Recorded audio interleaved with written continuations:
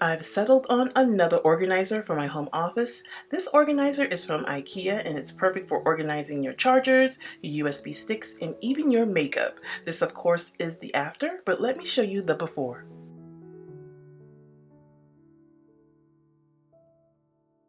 Bella Designs has an organizer almost like the one from the IKEA, but for a lot less. The inspo picture was $600. The chest from IKEA was only $17.99. It's made from untreated birch plywood and you can paint, stain, or glaze this piece for a personal touch. I'm adding my personal touch by adding some antique cabinet drawer pulls I got from Habitat for Humanity Restore. 20 pulls for $5, you guys! I will be painting them gold. Initially, I was going to paint the chest a blush pink, but I went with white instead. After the chest and hardware was dry, I added the hardware using a small fine tip screwdriver to attach the pulls to the drawers. There's so many ways you can use this mini cabinet, you guys. You can use it in your kitchen to store your baking supplies, cookie cutters, sprinkles, cupcake liners, anything.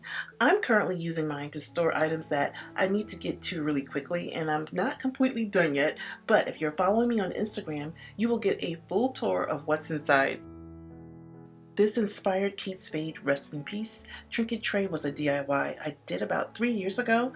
I'll link that video in case you guys want to give it a whirl. And thank you cards, birthday cards are also here in my envelopes. I love using them to keep up with my receipts. They're everywhere. I purchased quite a few for only $1, and this is just my way of keeping up with receipts while on the go.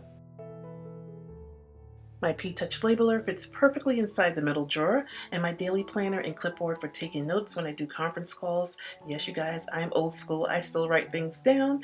I hope you guys enjoyed this short but sweet organizing hack. I will place a link to some of the items, the organizer, and the drawer pulls in my description box, and I want to thank you all for watching.